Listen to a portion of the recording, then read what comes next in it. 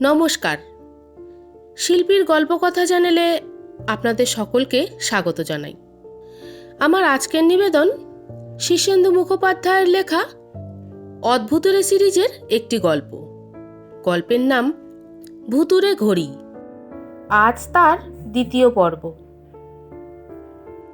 ডাক্তাররা চাপা গলায় হারানচন্দ্রকে বললেন, জটায়ের মাথাটা একদম গেছে, সাবধানে কথা বলবেন, কামড় দিতে পারে। হারানচন্দ্রের মুখ শুকিয়ে গেল। জটাইকে তিনি এমনিতেই পাগল বলে জানেন, তার উপর আবার পাগলামির কি দরকার? জটাই ধমকের স্বরে হারানচন্দ্রকে বললেন, রামরাহা রামরাহা, নানটাং রেড়াকেলি। হারানচন্দ্র একটা দীর্ঘশ্বাস ফেলে বললেন, হ্যাঁ হ্যাঁ, সে তো বটেই। জটাই আবার বলে উঠলেন, খ্রাচ খ্রাচ। হারানচন্দ্র বললেন, হ্যাঁ তাও বটে, তুমি একটু ঠান্ডা হও জটাই। জটাই হঠাৎ হো হো করে হাসতে লাগলেন। হারানচন্দ্র একটু পিছিয়ে গিয়ে বললেন, হাসির কথা বলছো নাকি? তা ভালো, আমিও তাহলে একটু হাসি। বলেই হা হা করে হাসতে লাগলেন। জটাই উঠে বসলেন। তারপর অত্যন্ত গম্ভীর মুখে ফিসফিস করে বললেন, খুচখুচ লুলু রামরাহা। হারানচন্দ্র ভোরকে গিয়ে উঠে পড়লেন। বললেন, সবই ঠিক কথা হে জটাই, সবই বুঝতে পেরেছি, আজ তাহলে আসি। হারানচন্দ্র রাস্তায় এসে হাঁটতে হাঁটতে খুব অন্যমনস্ক হয়ে যাচ্ছিলেন। রামরাহা, খ্রাচ খ্রাচ, নানটাং, রেডাকেলি কথাগুলো এমনিতে অর্থহীন এবং অচেনাও বটে, কিন্তু এর আগে ঠিক এইরকমই সব শব্দ তিনি যেন কোথায় শুনেছেন। কোথায় যে শুনেছেন, খুব সম্প্রতি শুনেছেন বলেই মনে হচ্ছে। হাসপাতালের সামনে একটা মস্ত শিশু গাছের তলায় নিত্যদাস বসেছিল শুকনো মুখে, চোখের দৃষ্টি ভারী ছলছলে। হারানচন্দ্রকে দেখে নিত্যদাস উঠে দাঁড়িয়ে বলল, জয় কালী কলকাতাওয়ালি, জয় শিবশম্ভু। হারানচন্দ্র চমকে উঠে বললেন, তুই আবার কবে থেকে কালীভক্ত হলি? নিত্যদাস বলে উঠল, আগে সবই প্রভুর কৃপা। তা প্রভুকে কেমন দেখলেন? হারানচন্দ্র বললেন, ভালো নয় রে, মাথা খারাপের লক্ষণ। নিত্যদাস হাসল না, তবে গম্ভীর হয়ে খুব দৃঢ় স্বরে বলল, আগে ওসব ডাক্তারদের চালাকি, প্রভুর সমাধি অবস্থা চলছে। হারানচন্দ্র চমকে উঠে বললেন, সে আবার কি? নিত্যদাস বললেন, আপনি নাস্তিক মানুষ, ঠিক বুঝবেন না। হারানচন্দ্র বললেন, সমাধি কি জিনিস সে আমি জানি, সবই বুঝরু কি। তা জটায়ের সেসব হয়নি, উদ্ভট সব কথা বেরোচ্ছে ওর মুখ দিয়ে। নিত্যদাস বলল, তা তো বেরোবেই, দেবতারা এইসব কথা বলেন ওর মুখ দিয়ে। তা কি বলছেন প্রভু? হারানচন্দ্র বলে উঠল, অদ্ভুত সব শব্দ বলছে, নানটাং, রামরাহা, রেডাকেলি। নিত্যদাস বলে উঠল, বলেন কি? এ যে আমি নিজের কানে কালকেই ভূতেদের বলতে শুনেছি। প্রভুর কাছে বসেছিলাম সকালে, ভূত পেতরা সব জুটলো এসে চার ধারে। হারানচন্দ্র বলে উঠল, তুইও শুনেছিস? নিত্যদাস বলল, আজ্ঞে, একেবারে সকর্ণে। বাঞ্ছারাম, বাঞ্ছা সীতা আর তাদের সাকরেতরাও তো এই ভাষাতেই কথা বলে। কথাটা হারানচন্দ্রের খুব অবিশ্বাস হলো না। হঠাৎ তার মনে পড়ল, সেদিন রাত্রে ঘড়ি বালিশের তলায় নিয়ে শুয়েছিলেন, তখন সারা রাত সে অশরীরীর কথাবার্তা তার কানে এসেছে। তার মধ্যে এইসব শব্দ ছিল বটে। হারানচন্দ্র অস্ফুট কণ্ঠে বলে উঠলেন, রাম রাম, কি যে ভুতুরে কাণ্ড শুরু হলো। নিত্যদাস হঠাৎ জয় কালী বলে হারাধনের পায়ের গোড়ার ওপরে এসে উপুর হয়ে বসে মাথা নাড়তে লাগলো। বলেন কি, রাম রাম, এ যে ভূতের মুখে রাম নাম গো কর্তা। ঘোর নাস্তিকও প্রভুর মহিমায় রাম নাম করতে লেগেছে। ওরে বাবা, এ যে একেবারে দক্ষযজ্ঞ কাণ্ড বাঁধিয়ে দিয়েছে প্রভু। হারানচন্দ্র লজ্জা পেয়ে বললেন, ধুর বোকা, রাম রাম কি আর ভূতের ভয়ে করেছি নাকি? রাম রাম বলেছি ঘেন্নায়। তা সে যাই হোক, জটাই খুব ভাবিয়ে তুলেছে। নিত্যদাস মাথা নেড়ে বলে, কোনো ভয় নেই, আমি বলছি প্রভুর এখন সমাধি দশা চলছে, পিশাচ ভাব, সমাধি কেটে গেলেই দেখবেন সব ঠিক হয়ে গেছে। হারানচন্দ্র হাঁটতে হাঁটতে কি একটু ভেবে জটায়ের বাসার দিকে চলতে লাগলেন। যত নষ্টের মূল ওই ঘড়িটা, তাকে আর একবার ভালো করে দেখতে হবে। জটাই যখন ভূতের গল্পটা বলছিল তখন তার ভালো বিশ্বাস হয়নি বটে, কিন্তু এখন নানান ঘটনা প্রত্যক্ষ করে তার মনে হচ্ছে ঘড়িটা বিশেষ পয়া নয়। এই বলে তিনি জটাইতান্ত্রিকের বাড়ির সামনে এসে দাঁড়ালেন। দাঁড়িয়ে একটু দ্বিধা বোধ করলেন। একদম একা ঘড়িটার কাছে যেতে দিনের বেলাতেও তার সাহস হচ্ছিল না। কিছুক্ষণ দোনামোনা করে তিনি অবশ্য ঢুকলেন। উঠোন পেরিয়ে ঘরের মধ্যে উকি দিলেন। জটায়ের ঘর তালা দেওয়া থাকে না, কারণ দামি জিনিসপত্র বলে তো কিছুই নেই প্রায়। একটা কুটকুটে কম্বলের বিছানা, একটা ঝোলা, কমণ্ডল, ত্রিশূল এইসবই রয়েছে। সন্তর্পণে ঘরে ঢুকলেন হারানচন্দ্র। তারপর ঘড়িটা খুঁজতে লাগলেন, কিন্তু কোথাও ঘড়িটা পাওয়া গেল না, এমনকি হরিডোমের করটির ভিতরেও নয়। হারানচন্দ্রের মুখ শুকিয়ে গেল। ঘড়ি হারানোয় তার বড় বদনাম। জটায়তান্ত্রিক পাগল হয়ে গেছে, তার ঘরে ঘড়িটা নেই, সুতরাং এটাও হারিয়েছে বলেই ধরে নেবে লোকে। বাসবনলিনী যে কি কাণ্ড করবেন কে জানে। হারানচন্দ্র একটা দীর্ঘশ্বাস ফেলে বেরিয়ে এলেন। এ ঘড়িটা হারানোয় তিনি খুব একটা দুঃখ বোধ করছেন না। হারিয়ে থাকলে একরকম ভালোই, আপদ গেছে। কিন্তু বাসবনলিনী তো কোনো ব্যাখ্যাই শুনতে চাইবে না। দুঃখ এটাই। হারানচন্দ্র বাড়ি ফিরতে ফিরতে নানা কথা চিন্তা করলেন। আচমকাই তার কানের কাছে কে যেন খুব অমায়িকভাবে বলে উঠল, রামরাহা, নানটাং, রামরাহা। আপাতমস্তক চমকে উঠলেন হারানচন্দ্র। এদিক ওদিক তাকিয়ে কাউকে দেখতে পেলেন না তিনি। ডান ধারে মজা খালের সোতা, বাঁ ধারে গডন সাহেবের বাড়ির পাঁচিল। রাস্তা যতদূর দেখা যাচ্ছে ফাঁকা এবং জনশূন্য। হারানচন্দ্র তাড়াতাড়ি হাঁটতে লাগলেন, কিন্তু আচমকাই কে যেন কাছ থেকে ধমকে উঠল, রামরাহা, খ্রাচ খ্রাচ, খুচখুচ। বাঁ ধারে গডন সাহেবের বাড়ির ফটক। যারা জানে তারা কদাচ হুট করে ফটক পেরোয় না, কারণ বাড়ির বাগানে 10-12টা ভীষণ চেহারার কুকুর পাহারা দেয়, ঢুকলেই ঘেউ ঘেউ করে ধরতে আসে। কিন্তু হারানচন্দ্রের জ্ঞানকাণ্ড লোপ পেয়েছে। রাম রাম রাম রাম জপ করতে করতে তিনি ফটকটা এক ধাক্কায় খুলে ভেতরে ঢুকে প্রাণপণে চেঁচাতে লাগলেন, গডন, ও গডন, আশ্চর্য, আজ একটাও কুকুর তেড়ে এলো না। নিঝুম বাড়ি, কোনো সাড়া নেই। হারানচন্দ্র আতঙ্কিত শরীরে দাঁড়িয়ে শুনলেন। বাতাসের মধ্যে ফিসফাস করে নানা রকম কথাবার্তা হচ্ছে।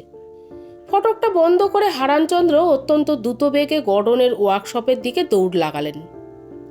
বেশি দূর নয়, বাগানের পূব দিকে পাঁচিল ঘেঁষে মস্ত টানা একটা দোচালা। হারানচন্দ্র গিয়ে ধাক্কা দিতেই দরজাটা খুলে গেল। ভিতরে নানা বিটকেল যন্ত্রপাতি। একটা বড় অ্যালুমিনিয়ামের গামলায় চাকা আর মোটর লাগিয়ে গামলা মোটর গাড়ি বানিয়েছেন গডন। মোটর সাইকেলটাও প্রায় শেষ হয়ে এসেছে। একটা কলের মানুষ তৈরি করেছেন গডন, সেটাও অর্ধেক তৈরি হয়েছে। হাতুড়ি, ছেনি, বাটালি, হাপড় থেকে শুরু করে নানা রকম বৈদ্যুতিক যন্ত্র, রাসায়নিক দ্রব্য, কিছুরই অভাব নেই। এই যন্ত্রের জঙ্গলে ঢুকলে খানিকটা ভেবাচাকা খেয়ে যেতে হয়। হারানচন্দ্র হাঁপাচ্ছিলেন। চারদিকে চেয়ে হাঁক মারলেন, গডন, বলি ও গডন, আছো নাকি? কোনো সাড়া নেই। আচমকা হারানচন্দ্র নিচের দিকে চেয়ে চমকে উঠলেন। পায়ের কাছে মস্ত একটা ম্যাস্টিফ কুকুর ওত পেতে বসে আছে। ওরে বাবা বলে হারানচন্দ্র এক লাফ মেরে টুলের ওপর উঠে পড়লেন। টুলটা ঠকঠক করে নড়তে লাগলো। হারানচন্দ্র বড় বড় চোখ করে আতঙ্কিতভাবে কুকুরটার দিকে চেয়ে রইলেন, কিন্তু কুকুরটার নড়াচড়ার লক্ষণ দেখা গেল না। বহুক্ষণ লক্ষ্য করে হারানচন্দ্র বুঝলেন কুকুরটা জেগে নেই। কিন্তু এত গাঢ় ঘুম কুকুরের কখনো হয় না। শব্দ হলে তো কথাই নেই, অচেনা গন্ধেই কুকুর ঘুম ভেঙে লাফ দিয়ে ওঠে। ম্যাস্টিফটা কি তাহলে মরে গেছে? হারানচন্দ্র টুল থেকে নেমে নিচু হয়ে কুকুরটার গায়ে হাত রাখলেন। না, কোনো স্পন্দন নেই। নিচু হয়ে হারানচন্দ্র অতঃপর চারিদিকে চেয়ে দেখলেন। তার চক্ষু স্থির হয়ে গেল। টুলের নিচে, বেঞ্চির তলায়, টেবিলের ছায়ায় 10-12টা কুকুর পাথরের মতো স্থির হয়ে বসে আছে। সামনের 2 থাবার মধ্যে তাদের মাথাটা নামানো, হুবহু ঘুমন্ত ভাব। কিন্তু ঘুম নয়, তার চেয়েও গভীর কিছু। হারানচন্দ্রের বুক কাঁপছিল ভয়ে। কুকুরগুলোর হলোটা কি? ওয়ার্কশপের এক কোণে গর্ডনের নিজস্ব বিশ্রামের জন্য একটা খোপ আছে। হারানচন্দ্র ধীর পায়ে সেদিকে এগিয়ে গেলেন। কাছে গিয়ে একেবারে বাক্যহারা পাথরের মূর্তির মতো দাঁড়িয়ে পড়লেন।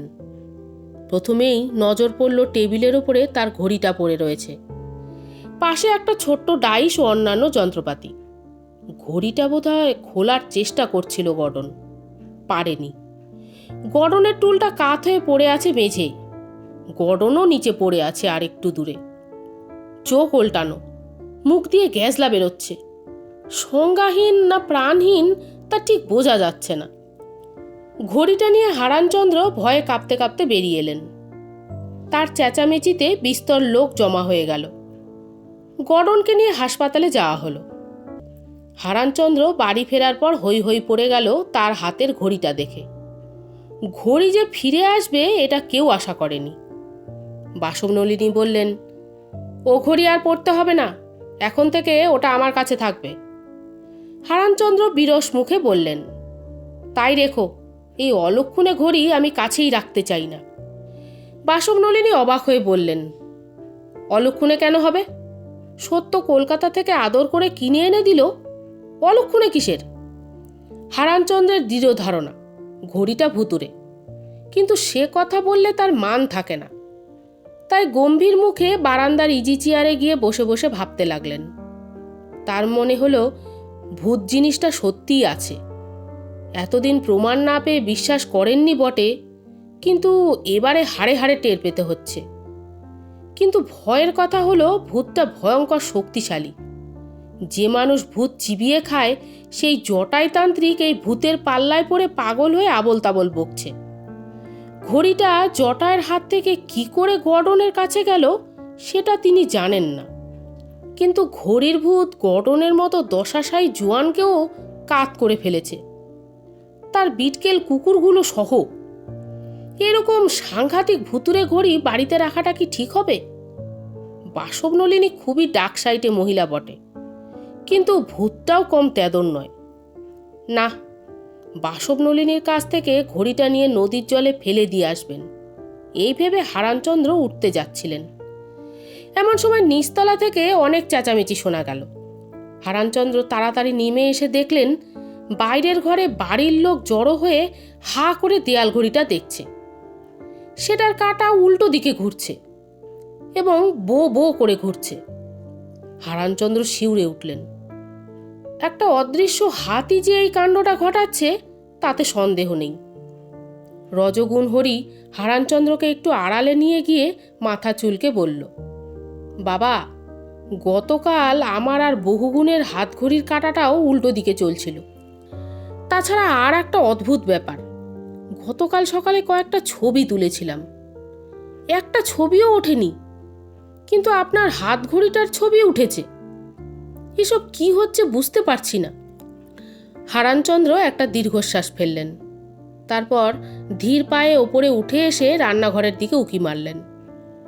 আশ্চর্য ব্যাপার এই যে নিচের চেঁচামেচি বাসবনলিনীর কানেই যায়নি। তিনি রান্নাঘরে একটা টুলের ওপর বসে কানের কাছে হাত রেখে খুব নিবিষ্ট মনে কি যেন ভাবছেন।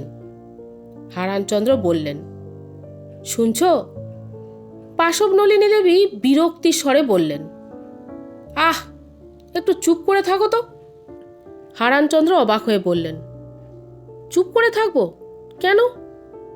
বাসবনলিনী দেবী বললেন, গানটা একটু শুনতে দাও।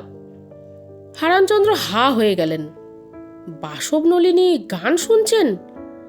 এই দুপুরবেলা ঘরের কাজকর্ম ফেলে রেখে গান? তাছাড়া গান বাজনা তিনি পছন্দও করেন না। এমনকি তার শাসনে ছেলেমেয়েরা কেউই গান শেখেনি। সেই বাসবনলিনী কিসের গান শুনছেন? গলা খাঁকড়ে দিয়ে হারানচন্দ্র বললেন, তা গানটা হচ্ছে কোথায়? আমি তো শুনতে পাচ্ছি না। বাসবনলিনী বললেন, হচ্ছে গো হচ্ছে, এই ঘড়িটার ভিতর থেকে। আজকাল কত কলই যে বেরিয়েছে, ঘড়ির মধ্যে রেডিও। গানটাও অদ্ভুত। এত সুন্দর যে গান হয় তা তো জানা ছিল না। ঘড়ি বলে কপালে চোখ তুললেন হারানচন্দ্র। তারপর হাত বাড়িয়ে বললেন, দাও, শিগগিরই দাও। ওই অলক্ষণে ঘড়ি এক্ষুনি নদীর জলে ফেলে দিয়ে আসা উচিত। বাসবনলিনী ফুঁসে উঠে বললেন, তাই বই কি, সত্য কলকাতা থেকে এনে দিয়েছে রেডিও শুদ্ধ ঘড়ি, সেটা নদীর জলে না ফেললে তোমার শান্তি হবে কেন?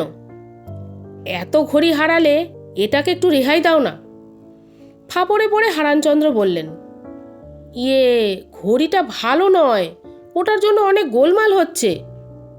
বাসবনলিনী দেবী বলে উঠলেন, ভালো নয় মানে? কিসের ভালো নয়? আমি তো জন্মে এত ভালো ঘড়ি দেখিনি বাপু। এটার জন্য গোলমাল কিসের? হারানচন্দ্র জানেন বাসবনলিনীকে কোনো কথা বোঝাতে যাওয়া বৃথা। উনি বুঝতে চাইবেন না। ভূতের কথাটাও বলা যাচ্ছে না, কারণ সকলেই জানে হারানচন্দ্র ভূত বা ভগবান কিছুই মানেন না।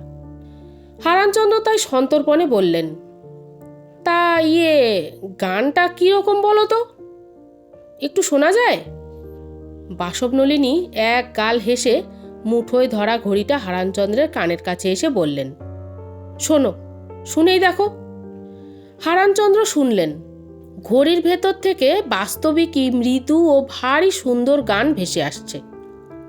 কথাগুলো কিছুই বোঝা যায় না, কিন্তু সেই গান আর বাদ্যযন্ত্রের সুরের মধ্যে সমুদ্রের কল্লোল, বাতাসের দীর্ঘশ্বাস, চাঁদের জ্যোৎস্না, ফুলের গন্ধ সব যেন একাকার হয়ে গেছে। একটু শুনলেই নেশা লেগে যায়। বুকটা ঠান্ডা হয়ে আসে কেমন যেন। চকিতে হারানচন্দ্র ঘড়িটা কানের কাছ থেকে সরিয়ে নিয়ে বললেন, এটা এখন থাক। বাসবনলিনী দেবী রেগে উঠে বললেন, থাকবে কেন? তুমি না শোনো, আমাকে শুনতে দাও। হারানচন্দ্রের মনে পড়ে গেল জটাইতান্ত্রিক, গডন আর কুকুরগুলোর কথা। প্রত্যেকেই এক গভীর ঘুমে আচ্ছন্ন হয়ে পড়েছিল। জটাই জ্ঞান ফিরে আসার পর থেকে উন্মাদের মতো আচরণ করছে। গডনের জ্ঞান ফিরলে কি করবে বলা যাচ্ছে না। হারানচন্দ্রের হঠাৎ সন্দেহ হতে লাগলো, ওদের ঘুমিয়ে পড়ার সঙ্গে এই সম্মোহনকারী গানের সম্পর্ক নেই তো? হারানচন্দ্র মাথা নেড়ে বললেন, এ গান শুনো না, সর্বনেশে গান। বাসবনলিনী দেবী বললেন, কি যে বলো, তোমার মাথার ঠিক নেই, দাও আর একটু শুনি। হারানচন্দ্র ঘড়িটা কবজিতে বেঁধে ফেলে বললেন, কটা বাজে সে খেয়াল আছে? শিগগিরই ভাত টাত পারো, ভীষণ খিদে পেয়েছে। এক কথায় কাজ হলো। কারোর খিদে পেয়েছে শুনলে বাসবনলিনী বড় অস্থির হয়ে পড়েন। তাড়াতাড়ি কড়াইয়ের ফুটন্ত ডালনাটা হাতা দিয়ে নেড়ে বললেন, যাও তাড়াতাড়ি সবাই স্নান সেরে বসে পড়ো, আমি খেতে দিচ্ছি। হারানচন্দ্র ঘড়িটা নিয়ে নিঃশব্দে নিজের ঘরে ফিরে এলেন। লোহার আলমারিতে ঘড়িটা রেখে আলমারির চাবিটা নিজের কোমরে গুজে নিশ্চিন্ত হলেন। সারাটা দুপুর হারানচন্দ্র অনেক ভাবলেন। ঘড়িটায় যে রেডিও বা ওই জাতীয় কিছু থাকতে পারে এটা তার অসম্ভব মনে হলো না। কিন্তু সত্যগুণ হরি কলকাতায় চলে গেছে। সে এমন কথা বলে যায়নি যে ঘড়িটায় রেডিও ফিট করা আছে। আর রেডিওই যদি হবে তো তার ব্যান্ড কোথায়? কোন সেন্টারের কথা এবং গান শোনা যাচ্ছে, আর সে গান বা কথা বোঝা যাচ্ছে না কেন?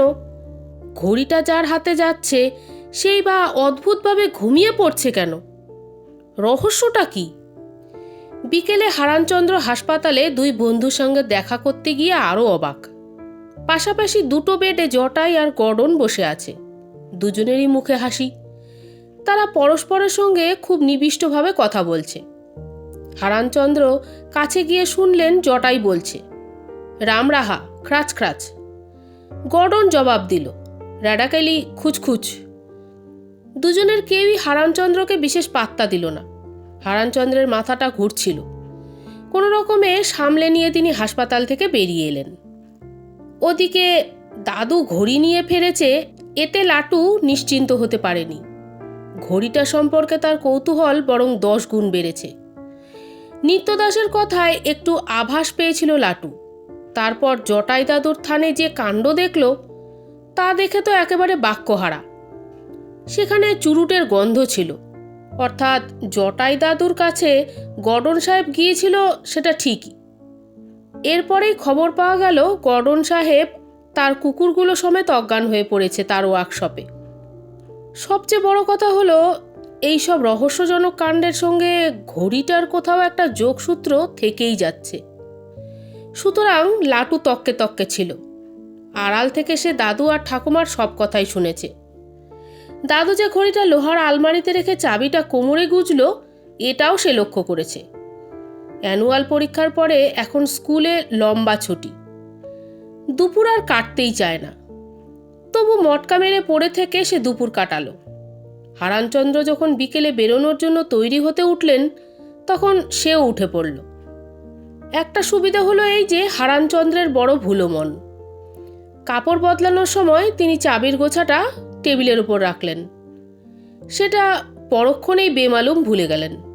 সুতরাং দাদু বেরিয়ে যাওয়ার পরে লাটু গিয়ে টেবিলের ওপর থেকে চাবিটা পেয়ে আলমারি খুলে ঘড়িটা বের করল।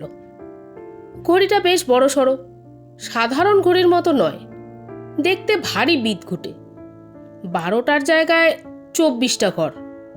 তাছাড়া ডায়ালের ওপর আরও কয়েকটা ছোট ডায়াল এবং কাটাও রয়েছে। অনেক চেষ্টা করেও সময়টা বুঝতে পারল না লাটু। কোনো রহস্যময় কারণে বাড়ির সব ঘড়ি দুপুর থেকে উল্টো দিকে ঘুরছে।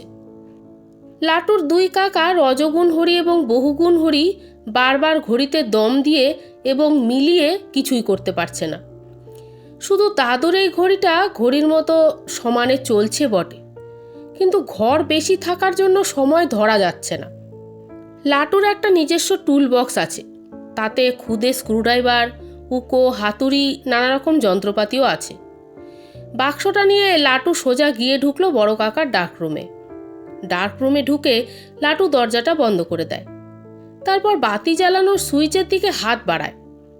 কিন্তু মজা হলো, দরজাটা বন্ধ করার পর ডার্করুমটা যেরকম ঘুটঘুটে অন্ধকার হয়ে যাওয়ার কথা, তেমন অন্ধকার হয়নি। বেশ স্নিগ্ধ একটা আলোয় ঘরের সব কিছুই স্পষ্ট দেখা যাচ্ছে। লাটু সুইচ টিপতে হাত বাড়িয়ে অবাক হয়ে থেমে চারিদিকে দেখতে থাকে। এই ডার্করুমে সে প্রায়ই ঢোকে এবং কাকার ফটোগ্রাফির অনেক কাজে সাহায্য করে। কাজের ঘরটা তাই খুবই পরিচিত তার কাছে।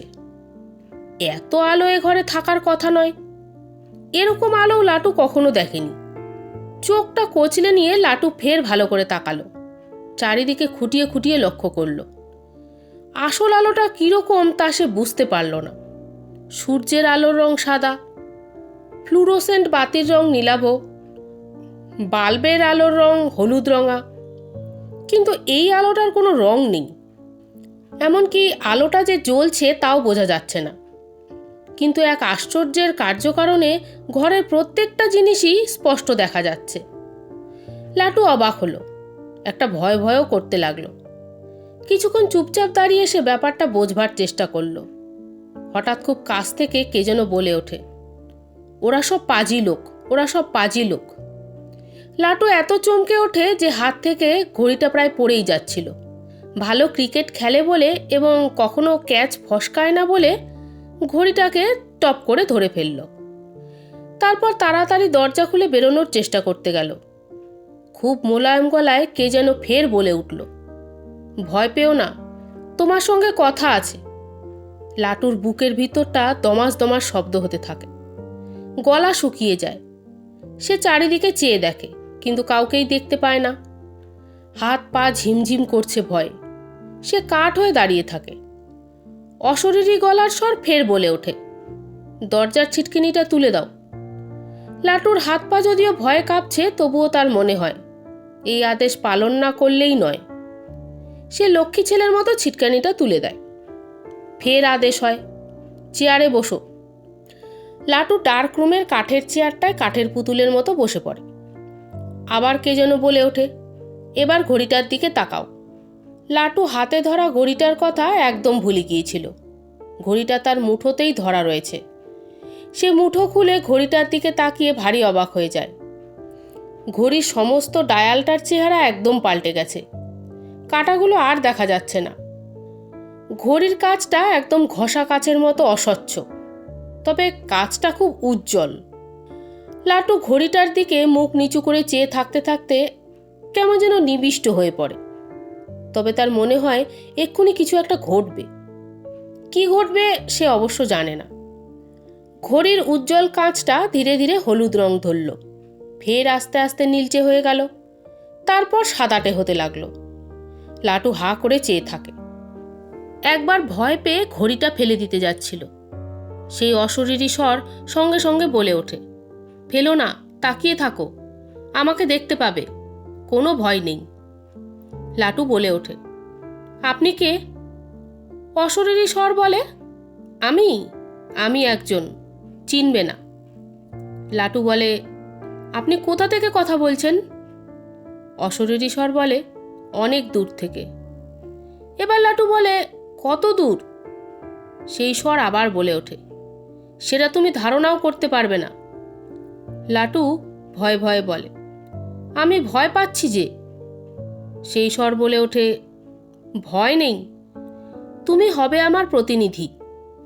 লাটু বলে, প্রতিনিধি? কিসের প্রতিনিধি? সেই স্বর বলে ওঠে, আমার প্রতিনিধি হয়ে তোমাকে একটা কাজ করতে হবে। লাটু বলে, ঘড়ির দিকে তাকিয়ে থাকতে বলছেন কেন? অশরীরী স্বর বলে, আমাকে দেখতে পাবে, তাকিয়ে থাকো, আমার ছবি ফুটে উঠবে। লাটু তাকিয়ে থাকে। কয়েক সেকেন্ড বাদে ধীরে ধীরে ঘড়ির কাছে একটা মুখের আদল ফুটে উঠতে থাকে। ভারী অদ্ভুত মুখ, খুব লম্বা, গাল ভাঙা, কর্কশ একটা মুখ, চোখ দুটো গর্তের মধ্যে, মাথায় একটা হুডওয়ালা টুপি কপাল ঢেকে আছে। মানুষেরই মুখ, তবে এরকম মুখ সচরাচর দেখা যায় না। অনেকটা আব্রাহাম লিঙ্কনের মতো, তবে আরও ধারালো, আরও বুদ্ধিদীপ্ত। কিন্তু মুখটার মধ্যে একটা অমানসিকতাও আছে। লাটু ভয়ে বিস্ময়ে স্তব্ধ হয়ে সম্মিহিতর মতো ঘড়ির পর্দায় চেয়ে থাকে। ছবির মুখটা নড়ল এবং স্পষ্ট ও পরিষ্কার স্বর কানে এলো লাটুর, আমাকে দেখতে পাচ্ছ? লাটু বলে ওঠে, আগে হ্যাঁ। ঘড়ির মধ্যে থাকা মানুষটি বলে ওঠে, আমি তোমাদের ভাষা জানি না, আমি যে ভাষায় কথা বলছি সেটা কি তোমার ভাষা? লাটু বলে, হ্যাঁ, আপনি বাংলা ভাষায় কথা বলছেন। লোকটা হাসল, বলল, মোটেই নয়, আমি নিজের ভাষায় কথা বলছি, তবে একটা অনুবাদ্য যন্ত্র আমার সব কথা তোমার ভাষায় অনুবাদ করে দিচ্ছে। তোমাদের ভাষা শিখতে যন্ত্রটার বেশ সময় লেগেছে। এত বিদঘুটে ভাষা কেন তোমাদের? লাটু কি বলবে বুঝতে না পেরে মন্ত্রমুগ্ধের মতো চেয়ে থাকে। লোকটা জিজ্ঞাসা করল, দাড়িওয়ালা ফর্সা আর লম্বা চেহারায় যে লোকটার কাছে ঘড়িটা আগে ছিল সে কে বলো তো? লাটু বলে, গর্ডন সাহেব। আর তার আগে যে লম্বা চুলওয়ালা দাড়িওয়ালা লোকটা? লাটু বলে ওঠে, জটাই তান্ত্রিক। লোকটা বলে ওঠে, ওরা কেমন লোক? লাটু বলে, ভালো লোক। ছবির লোকটা হাসল, বলল, ওরা দুজনেই আমাদের এই ঘড়িটা খোলবার চেষ্টা করেছিল। লাটু বলে, তাই নাকি? ছবির লোকটা বলে, হ্যাঁ, কিন্তু এটা খুব বিপজ্জনক। তুমি কখনো ঘড়িটা খোলবার চেষ্টা করো না। যদি করো তাহলে যন্ত্রই তার প্রতিশোধ নেবে, যেমন ওদের ওপর নিয়েছে। লাটু জিজ্ঞাসা করে, ওদের কি হয়েছে? ছবির লোকটি বলে, খুব বেশি কিছু নয়, আমরা ওটাকে বলি যন্ত্র সম্মোহন। আমাদের যন্ত্র ওদের সম্মোহিত করে রেখেছে। যতদিন সম্মোহন থাকবে ততদিন ওরা আমাদের ভাষায় কথা বলবে। আমাদের যন্ত্র যেরকম তরঙ্গ সৃষ্টি করবে সেই রকমই চিন্তা করবে, ওদের নিজস্ব কোনো সত্তা থাকবে না। লাটু জিজ্ঞাসা করে, সম্মোহন কাটবে না? ছবির লোকটি বলে, কাটবে সে ব্যবস্থা আমরাই করব, চিন্তা করো না। কিন্তু তোমার সঙ্গে জরুরি কথা আছে। লাটু বলে, বলুন। ছবির লোকটি বলে ওঠে, আমাদের হয়ে তোমাকে একটা কাজ করতে হবে। লাটু বলে, কি কাজ? ছবির লোকটি বলে, আমাদের একজন লোক আমাদের সঙ্গে দারুণ বিশ্বাসঘাতকতা করেছে। ওই যে যন্ত্রটা তোমার হাতে রয়েছে, ওটা কিন্তু ঘড়ি নয়, অত্যন্ত জরুরি একটা যন্ত্র, বিজ্ঞানের এক আশ্চর্য আবিষ্কার। ওই বিশ্বাসঘাতক যন্ত্রটি নিয়ে পালিয়ে যায়। সে গিয়ে তোমাদের পৃথিবীতে আশ্রয় নিয়েছে। তবে বুঝতে পারছি পৃথিবীতে নামবার সময় সে কোনো দুর্ঘটনায় পড়ে এবং যন্ত্রটি তার হাত ছাড়া হয়ে যায়। নানা হাত ঘুরে এখন ওটি তোমাদের বাড়িতে এসেছে। আমরা যন্ত্রটা ফেরত চাই। লাটু অবাক হয়ে বলে, বেশ তো, ফেরত নিন। ছবির লোকটা হাসল, বলল, এত সহজ নয়। আমরা এখন মহাকাশের যেখানে রয়েছি সেখান থেকে তোমাদের গ্রহে পৌঁছাতে অন্তত 7 দিন লাগবে। ততদিনে ওই দুষ্টু লোকটা চুপ করে বসে থাকবে না, সে পাগলের মতো যন্ত্রটা খুঁজে বেড়াচ্ছে। লাটু ভয় পেয়ে বলে, তাহলে কি হবে? ছবির লোকটি জিজ্ঞাসা করে, তুমি কি খুব ভীতু? লাটু বলে, আমি ছোট্ট একটা ছেলে তো, গায়ে বেশি জোর নেই। ছবির লোকটি বলল, আমরা ছোট ছেলেই তো চাই। এ কাজ তোমাদের গ্রহের বড় মানুষরা পারবে না। বড়দের মনে নানা রকম সংশয়, সন্দেহ ইত্যাদি সবই আছে। বাচ্চাদের মনে ওসব নেই। এ কাজে আমরা তোমাকেই নিয়োগ করেছি। মাত্র 7 দিন লোকটার চোখে ধুলো দিতে হবে। তোমাদের পৃথিবীতে দিন রাত্রির হিসেবে 7টা দিন। লাটু জিজ্ঞাসা করে, লোকটা কি চায়? ছবির লোকটি বলে ওঠে, লোকটা এই যন্ত্রটা দখল করতে চায়। একবার হাতে পেলেই সে আমাদের নাগাল এড়িয়ে পালিয়ে যাবে। সে নানা রকম প্রযুক্তি আর যন্ত্রবিদ্যা জানে, অসম্ভব ধূর্ত এবং নিষ্ঠুর। সে যে মহাকাশযানটি নিয়ে পালিয়ে গেছে সেটি সম্ভবত তোমাদের কোনো সমুদ্রের গর্ভে লুকিয়ে রেখেছে। আমাদের সন্ধানী শব্দতরঙ্গ দিয়ে কিছুতেই সেটার হদিশ করতে পারিনি।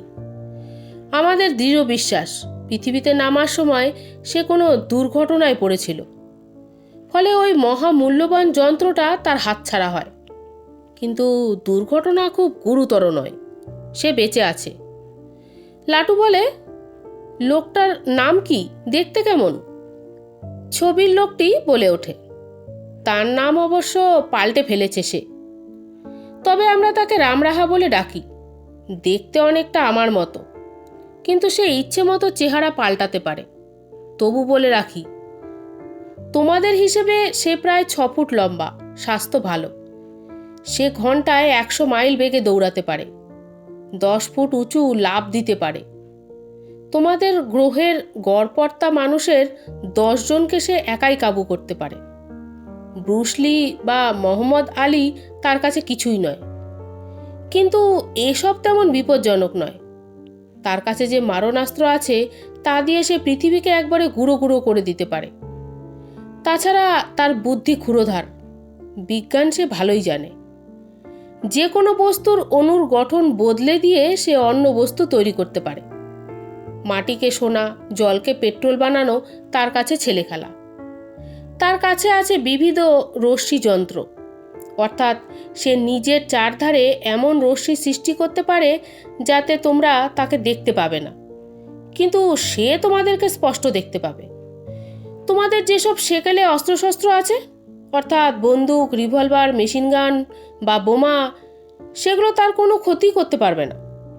তোমাদের তুলনায় সে অতি মানুষ। শারীরিক গঠন, বুদ্ধি, ক্ষিপ্রতা কোনোটাতেই তোমাদের কেউ তার 100 ভাগের 1 ভাগও নয়। যন্ত্রবিদ্যায় তোমরা তার হাঁটুর সমান। লাটু বলে, তাহলে কি করে তার সঙ্গে পারবো? লোকটি বলে চলল, আবার বলছি, ভয় পেও না। ভয় পেলে বুদ্ধি স্থির হয়।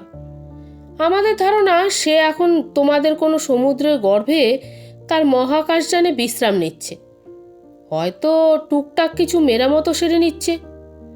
তারপরেই সে ওই যন্ত্রটার খোঁজে বেরোবে। যন্ত্রটা খুঁজে পেতে তার কোনো অসুবিধা নাই, কারণ ওই যন্ত্রটা সর্বদাই শক্তি বিকিরণ করছে। আর তার কাছে আছে চমৎকারী সন্ধানী যন্ত্র। তবে সে প্রথমেই দুম করে কিছু করে বসবে না।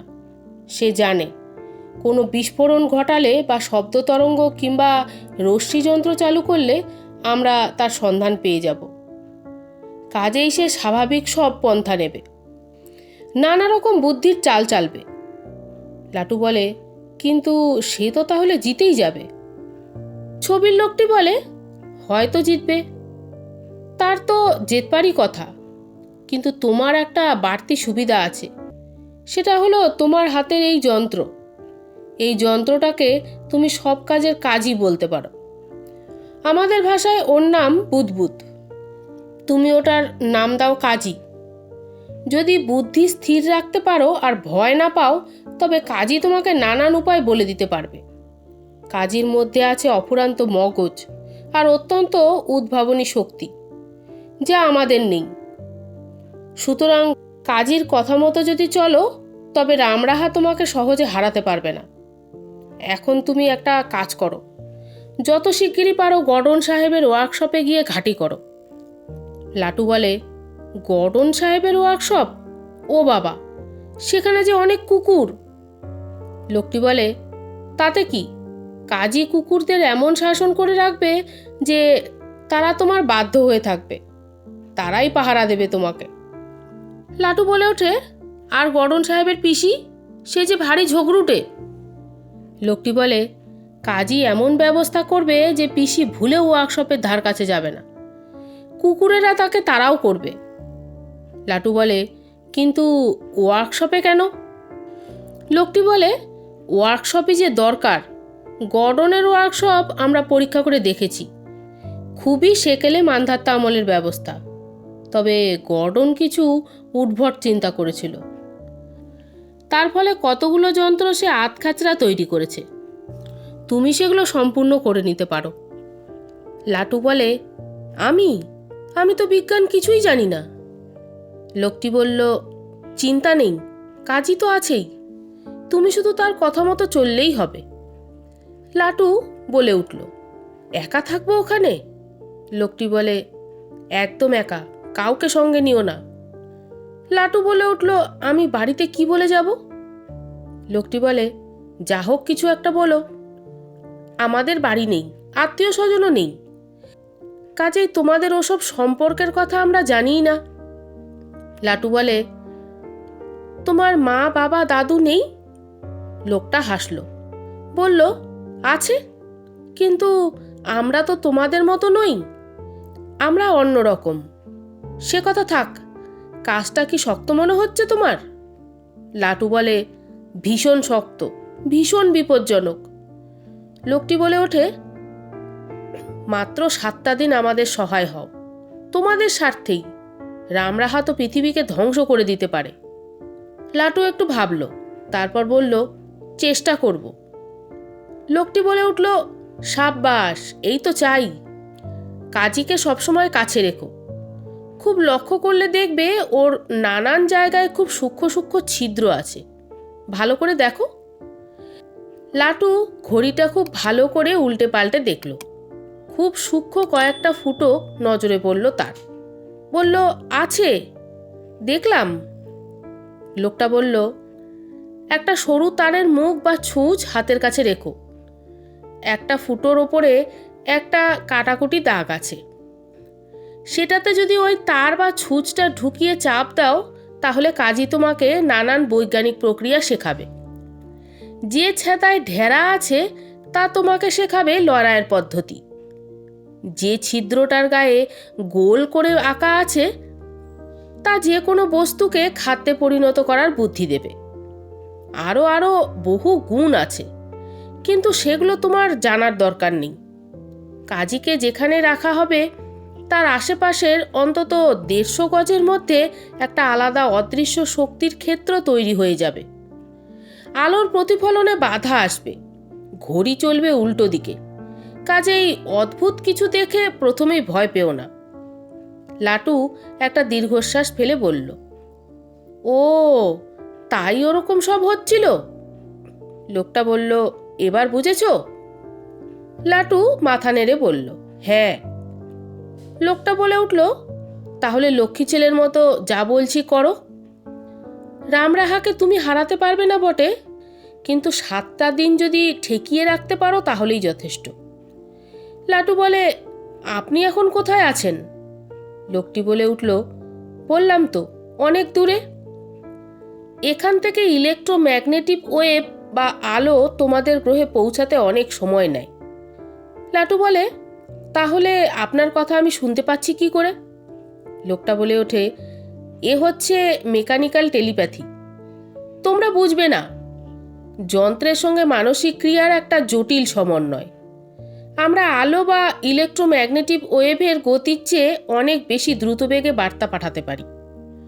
লাটু দেখল কাজির কাঁচ থেকে ছবিটা মুছে যাচ্ছে ধীরে ধীরে। লোকটা হাত তুলে বলল, বিদায়, আবার দেখা হবে। লাটু চেঁচিয়ে জিজ্ঞাসা করল, আপনার নামটা কি? লোকটি বলল, খ্রাচ খ্রাচ। সাবধানে কাজ করো, ভয় পেও না, বুদ্ধি যেন স্থির থাকে। বলতে বলতেই খ্রাচ খ্রাচের ছবি মিলিয়ে গেল। লাটু হতভম্ব হয়ে বসে ভাবতে লাগলো, ঘটনাটা সত্যি না স্বপ্ন?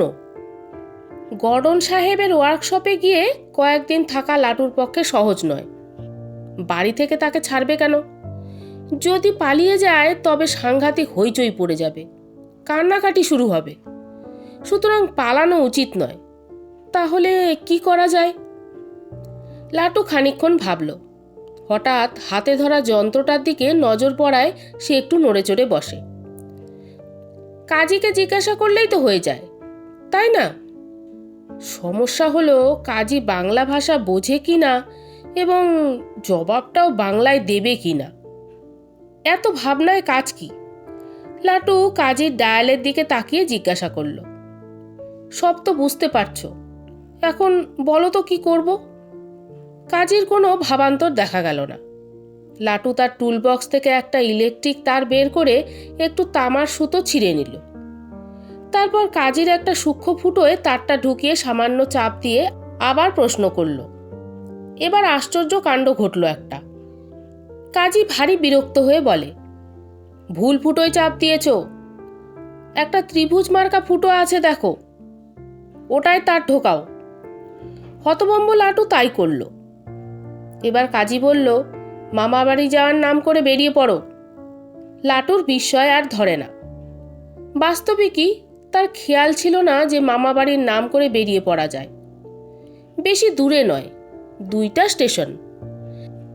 সেখানে একজন গুণী লোক চমৎকার লাটাই বানায়। সেই লাটাই আনতে যাওয়ার একটা কথা ছিল বটে। লাটু কাজীকে নিজের টুলবক্সে লুকিয়ে রেখে মায়ের কাছে গেল। গিয়ে বলল, মা, আমি একটু মামা বাড়ি যাব। মা বললেন, মামা বাড়ি? হঠাৎ কি মতলব? লাটু বলে ওঠে, বাহ, লাটাই আনতে যাওয়ার কথা ছিল না? মা আর বিশেষ আপত্তি করলেন না, শুধু বললেন, দাদু আর ঠাকুমাকে জিজ্ঞাসা করে তবে যাস। লাটু যখন দাদুর ঘরে গিয়ে ঢুকলো তখন আলমারির দরজাটা হাট করে খোলা, আর তার সামনেই বাসবনলিনী আর হারানচন্দ্রের মধ্যে তুলকালাম হচ্ছে। বাসবনলিনী চেঁচিয়ে চেঁচিয়ে বলছে, ফের ঘড়ি হারিয়েছ আর বলছো আলমারিতে রেখেছিলে? রেখেছিলে তো গেল কোথায় শুনি? কি সুন্দর ঘড়ি! ঘড়ি তো ঘড়ি, তার সঙ্গে আবার রেডিও লাগানো। আর কি সে জিনিস পাওয়া যাবে? পই পই করে বললাম। ওই গোলমালের মধ্যেই লাটু দাদুকে জিজ্ঞাসা করল, দাদু যাই? হারানচন্দ্র বিরক্ত হয়ে বললেন, যা না। লাটু ঠাকুমাকে জিজ্ঞাসা করে, যাই ঠাকুমা? ঠাকুমা বলে উঠলেন, তাড়াতাড়ি ফিরিস ভাই। লাটু এক লাফে বেরিয়ে এলো ঘর থেকে, কয়েকটা জামা কাপড় গুছিয়ে একটা ব্যাগে ভরে নিল। পরের দিন ভোরবেলা মামাবাড়ি যাওয়ার জন্য রওনা দিয়ে সে গর্ডনের বাড়ির পাঁচিল টপকে ওয়ার্কশপে ঢুকে পড়ল। গর্ডনের কুকুরগুলো জেগে উঠেছে বটে, কিন্তু সব কেমন যেন মোহাচ্ছন্ন অবস্থা। তাকে দেখলেও গা করল না। ত্রিভুজ মার্কা ফুটোয় তার ঢুকিয়ে লাটু কাজীকে বলল, কুকুরগুলোকে চাঙ্গা করে তোলো, ওরা আমাদের পাহারা দেবে। কথা বলার সঙ্গে সঙ্গে কাজীর ভেতর থেকে একটা অদ্ভুত রিনরিনে শব্দ তরঙ্গ উঠে চারিদিকে ছড়িয়ে পড়তে লাগলো। কুকুরগুলো সেই শব্দের প্রভাবে হঠাৎ চনমনে হয়ে লাফ দিয়ে উঠে চারিদিকে প্রচণ্ড দৌড়াদৌড়ি শুরু করে দিল। তারপরে সে লাটুকে ঘিরে ধরে প্রবলভাবে ল্যাজ নাড়তে থাকলো। লাটু গম্ভীর হয়ে কুকুরগুলোর দিকে তাকিয়ে বলল, বেশ ভালো করে চারিদিক নজর রাখবি, বুঝলি? এখন যা। সঙ্গে সঙ্গে কুকুরগুলো বেরিয়ে গেল, গোটা ওয়ার্কশপটাকে প্রায় ঘিরে ফেলে পাহারা দিতে শুরু করে দিল। লাটু এবার ওয়ার্কশপটা পরীক্ষা করে দেখে। গটন সাহেবের এই বিটকেল ওয়ার্কশপে কাজের বা অকাজের হাজার রকম যন্ত্রপাতি রয়েছে। লাটু তার অধিকাংশই চেনে না। আছে নানান রকম রাসায়নিক দ্রব্য। গটন সাহেব যে উরুক্কু মোটর সাইকেল তৈরি করেছিলেন, সেটা একটা বড়সড় মজবুত ডাইনিং টেবিলের ওপরে দণ্ডায়মান। মোটর সাইকেলের গায়ে চক দিয়ে লেখা আছে, fuel charged, almost ready for flying, only one thing missing, অর্থাৎ সব কিছুই প্রস্তুত, মোটর সাইকেল উড়বার জন্য তৈরি, শুধু একটা জিনিসের অভাবেই সেটা হচ্ছে না। কিন্তু জিনিসটা কি? লাটু কাজীর বিজ্ঞান জিজ্ঞাসা ছিদ্রে তারটা ঢুকিয়ে সমস্যা জানিয়ে জিজ্ঞাসা করল, জিনিসটা কি কাজী? কাজী বলল, খুব দুর্লভ জিনিস নয়। রাসায়নিকের তাকে দেখো, একটা নীল রঙের শিশি আছে, তার গায়ে লেখা আছে পয়জন। খুব সাবধানে ফুয়েল ট্যাঙ্কের মধ্যে ঠিক 4 ফোঁটা ফেলে দাও। লাটু দিল। এবার কি করব কাজী? কাজী বলে ওঠে, সিটে বসো, স্টার্টারে খুব আস্তে চাপ দাও, কোনো শব্দ হবে না, কিন্তু একটা জোর হাওয়া বেরোবে। লাটু বলে উঠল, তারপর? কাজী বলে, খুব সোজা, মোটরসাইকেলটা শূন্যে ভাসবে, বাঁ হাতের হাতলটা নিজের দিকে একটু ঘুরিয়ে দিলেই চলতে থাকবে, বেশি ঘোরালে স্পিড বাড়বে। লাটু খুব ভয়ে ভয়ে সিটে উঠে বসে স্টার্টারে এক পা ছোঁয়াতে না ছোঁয়াতেই মোটরসাইকেলটা থরথর করে কেঁপে উঠল। অ্যাডজাস্ট পাইপ দিয়ে প্রবল বেগে হাওয়া বেরোনোর মৃদু শব্দ টের পেল সে। তারপর প্রকাণ্ড মোটরসাইকেলটা ধীরে ধীরে শূন্যে উঠে ভাসতে লাগলো। লাটু আতঙ্কে চেঁচিয়ে উঠে বলল, কাজী! কাজী বলল, ভয় নেই, হাতলটা চাপ দাও। লাটু অবাক ভাবটা সামলে নিতে কিছুক্ষণ সময় নিল। তারপর কাজীর কথা মতো কাজ করতেই মোটরসাইকেলটা ধীরে ধীরে শূন্যে চলতে থাকলো। লাটুর চোখ বিস্ময়ে ছানা বড়া। এত অবাক হয়ে গিয়েছিল সে যে সময় মতো দিক পরিবর্তন না করায় মোটরসাইকেলটা গিয়ে একটা দেওয়ালে মৃদু ধাক্কা খায়। কাজী বিরক্ত হয়ে বলে, অ্যাক্সিডেন্ট হবে যে, এত অবাক হওয়ার কি আছে? এ তো একেবারে প্রাথমিক জিনিস। লাটু হা হয়ে বলে, প্রাথমিক বিজ্ঞান? কাজী বলে, তাছাড়া কি? তোমরা এখনো বিজ্ঞানের অন্ধকারে যুগে পড়ে আছো। আকাশে উঠতে এখনো তোমাদের প্লেন, হেলিকপ্টার, রকেটের মতো সেকেলে জিনিস লাগে। আমাদের দেশের মানুষেরা স্রেফ একটা কলমের মতো যন্ত্রের সাহায্যে উড়ে যেতে পারে। লাটু চেঁচিয়ে বলে ওঠে, বলো কি? কাজী বলে, ঠিকই বলছি, এখন সাবধান হও, নইলে আবার ধাক্কা খাবে। দরজা খোলা রয়েছে, হ্যান্ডেলটা ঘুরিয়ে দিয়ে বাইরে চলো। লাটু উরুক্কু মোটর সাইকেলে বাইরে বেরিয়ে এলো। বিস্তর গাছপালা ছাওয়া বিশাল বাগান। দিনের বেলাতেও অন্ধকার হয়ে থাকে। আজ উরুক্কু মোটর সাইকেলে চেপে লাটু গাছপালার ওপর দিয়ে ভাসতে ভাসতে ঘুরে বেড়াতে লাগলো। এরকম অদ্ভুত অভিজ্ঞতা তার জীবনে হয়নি। খুব মজা লাগছে লাটুর। লাটু খুব উৎসাহে বলে ওঠে, স্পিডটা একটু বাড়াবো কাজী? কাজী বলে, বাড়াও, তবে সাবধানে, পড়ে যেও না, শক্ত করে ধরে থাকো। লাটু স্পিড বাড়ালো। মোটরসাইকেল প্রবল বেগে বাগানের ওপর চক্কর দিতে লাগলো। ওয়ার্কশপে ফিরে এসে মোটরসাইকেল যথাস্থানে রেখে লাটু অন্য সব যন্ত্রপাতি নিয়ে কাজে লেগে গেল। সুবিধের জন্য কাজীকে সে বাঁ হাতের কবজিতে ঘড়ির মতো বেঁধে নিয়েছে। কাজী নানা রকম নির্দেশ দেয়, আর লাটু অদ্ভুত অদ্ভুত সব যন্ত্র তৈরি করে ফেলতে থাকে। আসলে নতুন কিছুই নয়, গর্ডনের আধখাচরা জিনিসগুলোকেই সম্পূর্ণ করে সে। এই গল্পের পরবর্তী পর্বটি পেতে আমার চ্যানেলে চোখ রাখুন। এই গল্পটা যদি আপনাদের ভালো লেগে থাকে তাহলে আমার চ্যানেলটা সাবস্ক্রাইব করে বেল আইকনটি প্লিজ দাবিয়ে দেবেন। সকলে সুস্থ থাকবেন, ভালো থাকবেন। দেখা হবে আগামী পর্বে। ধন্যবাদ।